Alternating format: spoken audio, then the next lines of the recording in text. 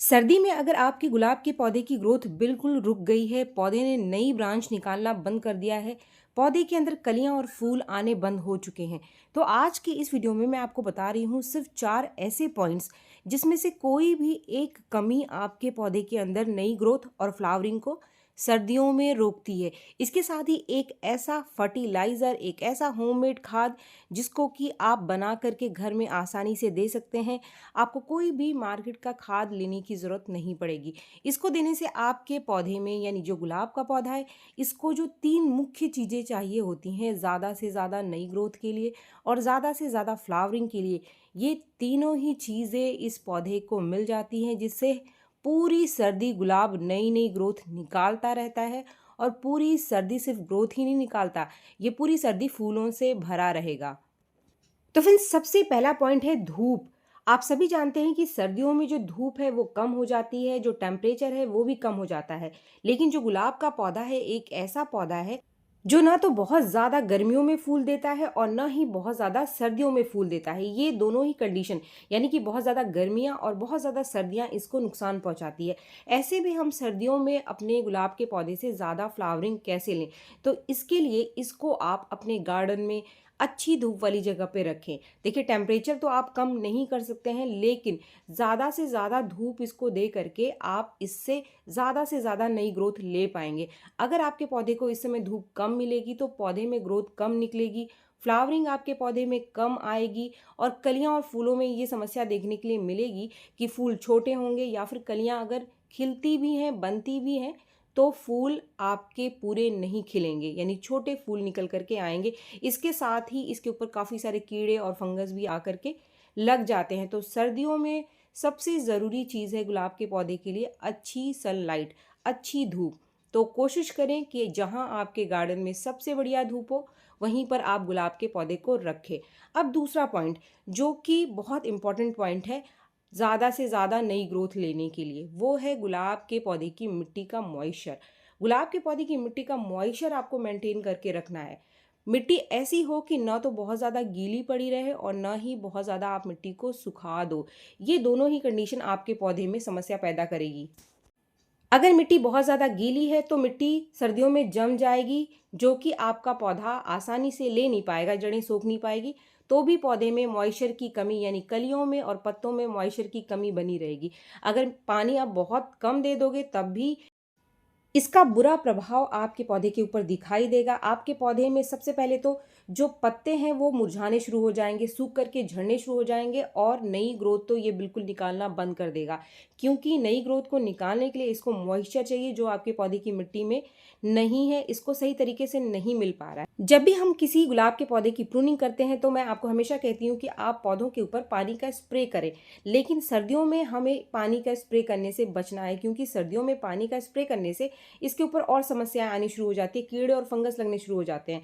तो जब पानी का स्प्रे हम नहीं कर रहे हैं तो हमारे पौधे की जो टहनियाँ हैं वो मॉइस्चर कम कर देती हैं, यानी इनके अंदर मॉइस्चर की कमी बन जाती है। तो ज़्यादा से ज़्यादा नई ग्रोथ करने के लिए यानी पौधे में नई ग्रोथ आने के लिए मिट्टी का जो मॉइस्चर है वही पौधे को चाहिए।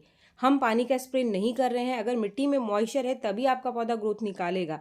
अगर मिट्टी में मॉइस्चर नहीं है तो जो नई ग्रोथ आएगी वो ब्लाइंड शूट में कन्वर्ट हो जाएगी, यानी आगे बढ़ ही नहीं पाएगी। इसके बाद जो तीसरा पॉइंट है वो है डेड हेडिंग। डेड हेडिंग यानी जो सूखे फूल हैं इनको काट करके निकालना। इस डेड हेडिंग का गुलाब के पौधे की ग्रोथ से क्या संबंध है, सबसे पहले तो आप ये समझ लीजिए। डेड हेडिंग, ये डेड हेडिंग क्या है? ये जो सूखा हेड है यानी गुलाब की जो पंखुड़ियां हैं वो तो झड़ जाती हैं, लेकिन इसके ऊपर ये जो डिब्बी सी यानी जो बीज का पॉकेट आप देख रहे हैं, ये काफ़ी दिनों तक ऐसे ही पड़ा रहता है। ये सूखने में टाइम लेता है, गिरने में समय लेता है। तो इसको हमको खुद से हटाना है। अगर आप अपने पौधे की ग्रोथ को मोटिवेट करना चाहते हैं, आप चाहते हैं कि पौधा नई ग्रोथ को निकालने के लिए आगे बढ़े, तो ये फूल निकालना इस तरीके से काट करके बहुत ज़रूरी है। इसके साथ ही आपको ये ध्यान रखना है कि अगर आपके पौधे के अंदर कोई ऐसी ब्रांच है जिसका जो हेड है वो डेड है, जैसे कि बहुत सारे लोगों के पौधे के अंदर ऐसी ब्रांचेस निकलती हैं कि कुछ समय तक वो आगे बढ़ी ब्रांच और टिप पर जाकर रुक गई, यानी कली नहीं बनाई, तो इसको कहते हैं ब्लाइंड शॉट या फिर डेड ब्रांच। अब इसको आपको एक्टिवेट करना ज़रूरी है। देखिए, ये ब्रांच ऐसे ही पड़ी रहेगी, ये कोई कली नहीं बनाएगी। तो अब हमें यहाँ पर नई ग्रोथ के लिए इसको फिर से आगे बढ़ाने के लिए ये जो टिप है इसको काटना बहुत ज़रूरी हो जाता है। जब तक आप इस टिप को नहीं काटोगे आपके पौधे में यहाँ से नई ब्रांच निकल करके नहीं आएगी, तो यानी एक ब्रांच आपके पौधे में ऐसे ही पड़ी रहेगी। तो इसको एक्टिवेट करने के लिए ये टिप को काटना बहुत ज़रूरी है। मैं आपको दिखा रही हूँ कि जहाँ जहाँ मैंने अपने पौधों के टिप की कटिंग करी है, जहाँ पर मैंने डेड हेडिंग करी है, सभी जगह बहुत सारी नई नई ब्रांचेस आनी शुरू हो गई है। तो आपके पौधे में अगर आपको कुछ इसी तरीके से नई ब्रांचेस को लगातार लेना है तो ये काम करना बहुत ज़रूरी होता है।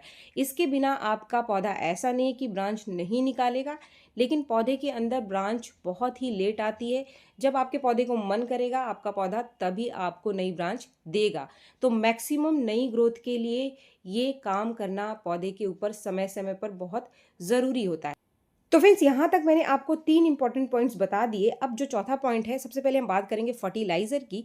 इसके बाद मैं आपको बताऊंगी जो पांचवा कारण है जिसकी वजह से हमारा गुलाब फूल नहीं देता है या फिर नई ग्रोथ नहीं निकालता।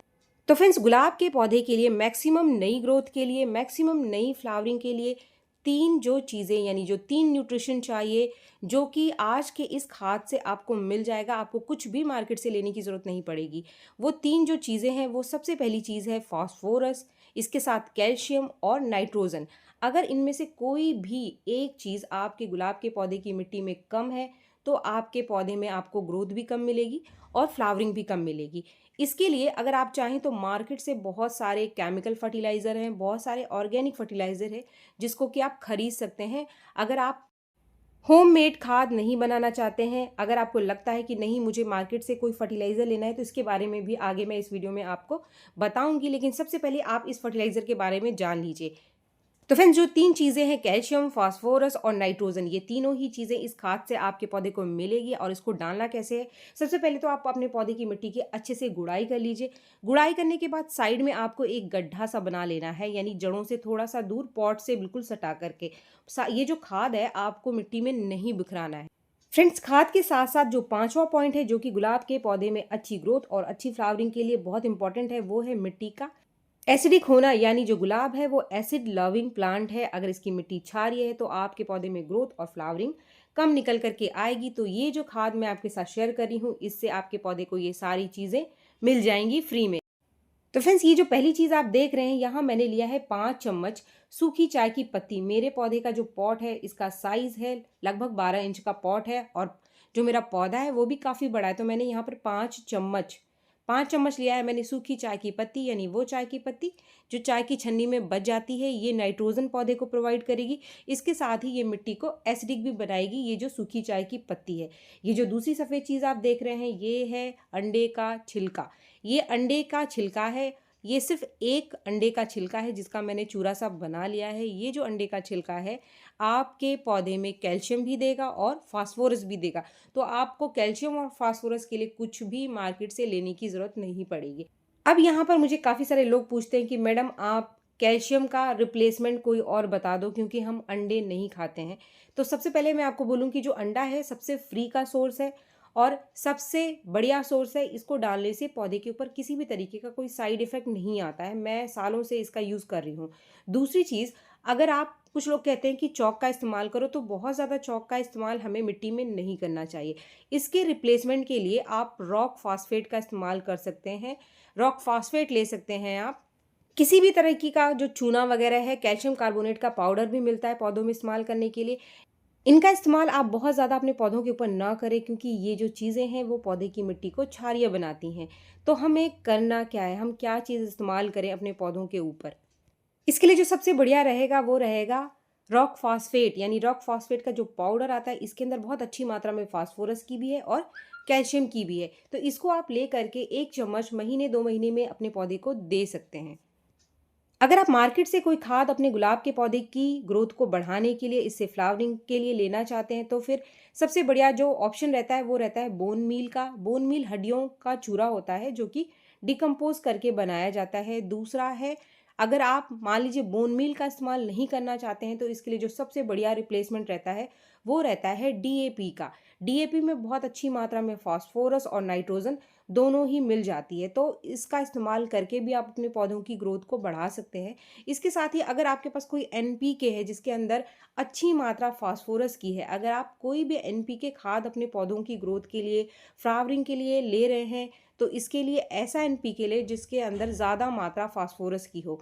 इससे गुलाब के पौधे में ज़्यादा ग्रोथ निकल करके आएगी और ज़्यादा कलियां बनेगी। तो कोई भी आप अपने पौधे के अंदर फर्टिलाइज़र दो, चाहे आप होममेड दो, चाहे आप मार्केट से ख़रीद के दो, उसके अंदर अच्छी मात्रा कैल्शियम की, फास्फोरस की और नाइट्रोजन की होनी चाहिए।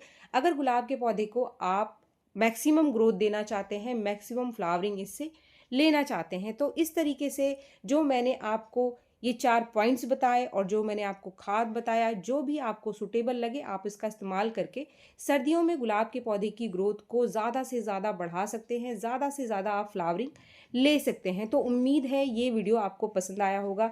वीडियो अगर आपको पसंद आए तो एक लाइक ज़रूर करें, और मेरे चैनल को आपने अब तक सब्सक्राइब नहीं किया है तो मेरे चैनल को सब्सक्राइब भी ज़रूर कर ले।